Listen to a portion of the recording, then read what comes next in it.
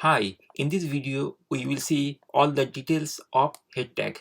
Here in the last video we actually discussed the theory part. Now we will see how we can use all of these elements, but only this element I will not discuss. This element I will discuss later, because if I discuss now you will not understand anything. So I will skip this. I will discuss this thing more detail later. Okay, at first the title under head.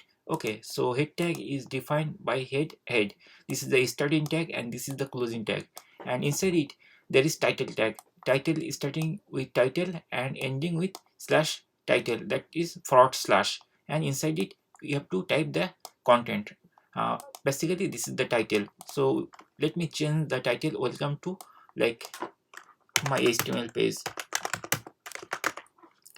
Okay, so once you type this thing, suppose this is our title, I made it very a little bit different way. Okay, and now let's go to our HTML folder. So our HTML folder is here. Okay, now let's open it, and then inside it there is a index file. Let me open it with Chrome browser, but you are fine to open it with any other browser. Once you open the Google Chrome browser, we are seeing that here it is showing that welcome to my HTML page. So here we type that thing, that's why it is there. So the title is changed by using this title element. Let's go to the second element, meta element. So for meta element we have to define a meta tag like meta, and we have to close this thing. One important thing is that for any meta tag there is no closing tag like forward slash meta. Okay, so it will be only meta, nothing else there. Okay, and inside the meta we can define many things. At first we want to define the character set. To define the character set we have to type character set, and Visual Studio will suggest us this thing. So I'm going to click there and it will complete the character set. But if you are using any other editor, then you might have to write the whole thing. This is the beauty of Visual Studio, that it helps me a lot. I will personally suggest to either you will use Visual Studio Code or Dreamweaver or like Atom Editor, something like that, which will help you to finish your code faster. Now we have to define the character set here. Suppose I want to define the character set is UTF-8. There are different types of character sets. I'm using UTF-8. So once this character set is done, we can also define many other things inside meta. Like we can also put the description of the meta. Okay, so I'm typing meta and then I'm closing meta tag, and inside it I am defining the description by typing name keyword, and this is basically an attribute of this meta tag, and inside it we will type description. And in this page, for this page we can put a description like content. We are defining the content is something like this, like my HTML page tutorial. So basically here I describe about this content of this page. You will describe the content of your page over here. So here we are using meta keyword like meta element, and inside it there is two attributes. One is name attribute and other is content attribute. The meta name attribute, it gives the description, and content, inside it the content I describe about the page. And then we can also define some other thing also using meta. So the other thing we can also mention who is the author of this meta page.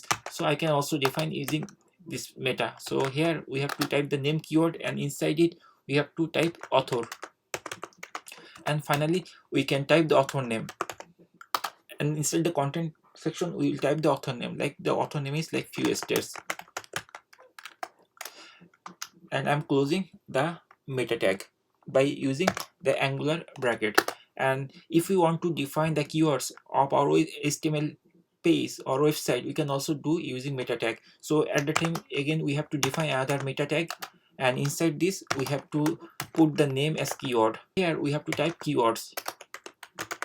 So once we type the keywords, then we have to mention the order the keywords are related to this page. So inside the content attribute we will define all the keywords like HTML, then we can use CSS, then we can also use some other thing like for this case we can also use JavaScript, suppose something like that.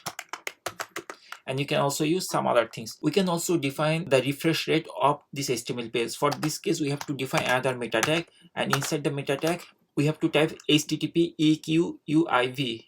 So this thing, if you hover this thing, it will give you the details. Basically this will actually refresh the page. So here we have to type refresh because we want to refresh the thing, refresh, refresh, and then we have to mention the time, like content, like it's 30 seconds, it will be refreshed or something like that. In this way you can define different meta tags inside your head block. Okay, so this is more or less about meta tag. This is enough for now. Once we completed the meta section and title, let me go to the HTML page.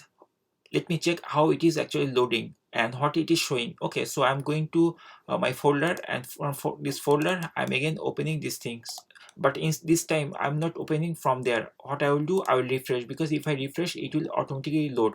So I'm going to click refresh, and we are seeing there is nothing changed. So that means we didn't actually modify anything, that's why there is no refresh, but we already added all this code, right? So how can we see this code? So basically all meta tags, it is not visible in the HTML page. So to see this thing, we can do one thing, we can go to the browser page, uh, and then I mean the browser, and then right click, and then there is an option like view page source. If you click there, then it will open another new tab.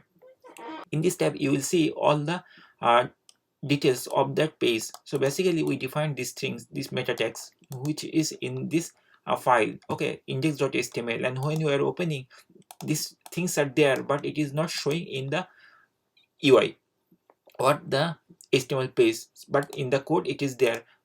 We discussed earlier that these are used for SEO purposes. Now let's jump to the next element of under head section. So here the next element is a link. So here link means defines the relationship between document and an external resource. So for example, we want to link on CSS file, like style sheet file, we can use Bootstrap. Here we are in the Bootstrap website. If we click getting started, then this page will come, and from here we can directly use this part. Okay, this part basically is the style sheet thing. Okay, it is hosted some other site.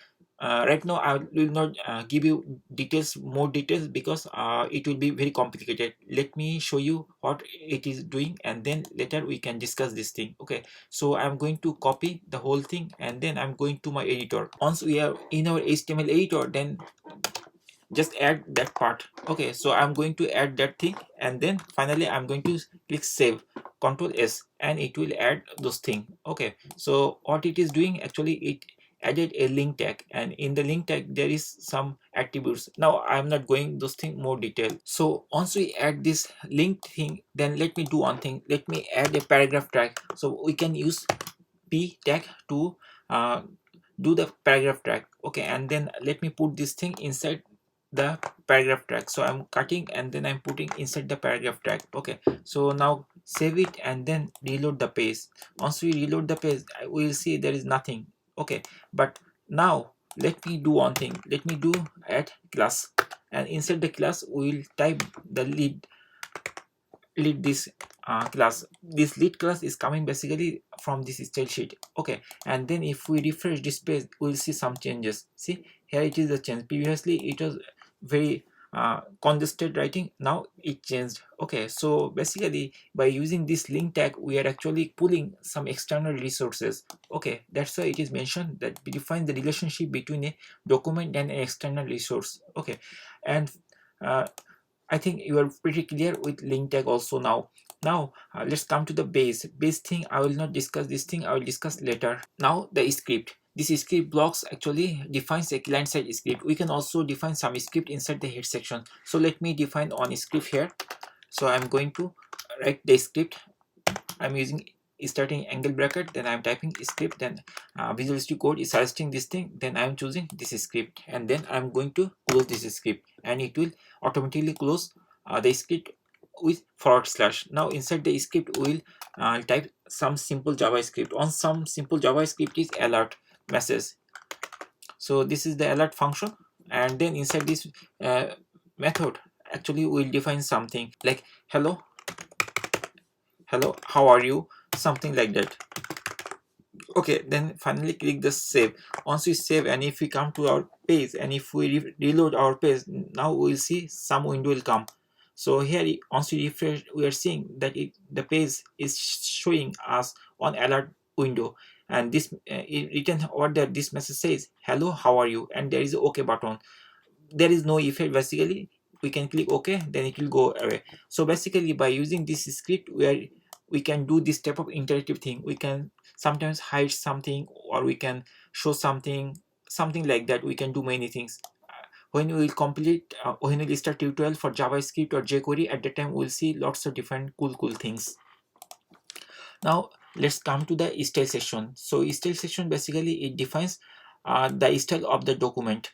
Let's go to our code and let's define on style. So to start the style block, we have to type style, and Visual Studio pop up this thing. So I'm choosing this thing, and then once we try to close this starting tag, then it will automatically close the ending tag, and inside this style tag we'll write our styling things. Suppose we want to mention like this p tag. Okay, so here we used paragraph tag, right? We want to make some style over here. So what we will do, we have to type some style. So inside this p tag I'm trying to suppose this text we want to make it like green color. So we can do one thing, color, and then inside the color we can define like green color.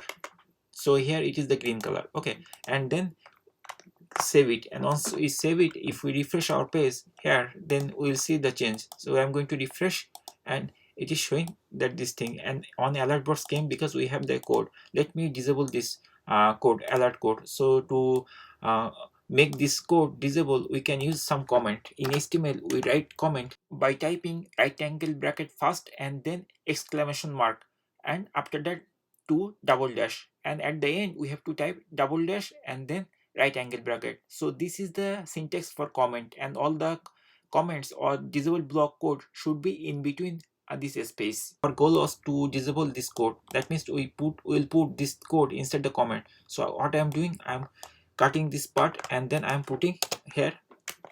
Now this code will not be executed. That means the script block will not execute anymore. Okay, now let's save it, and now let's go to this page and refresh this thing, and we'll see that the paragraph text color changed automatically green. Okay, because we define in the style section.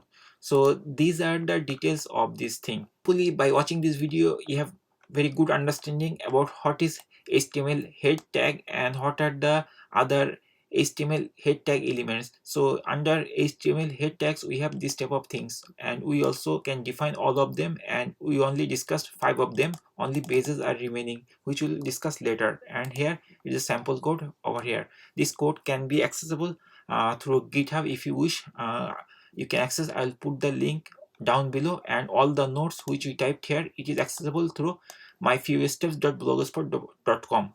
So if you go there, you can easily check all the notes, so you don't need to write these codes, you can study from there. Thank you for watching the video. Please like or dislike and comment based on the video content, and subscribe to our channel.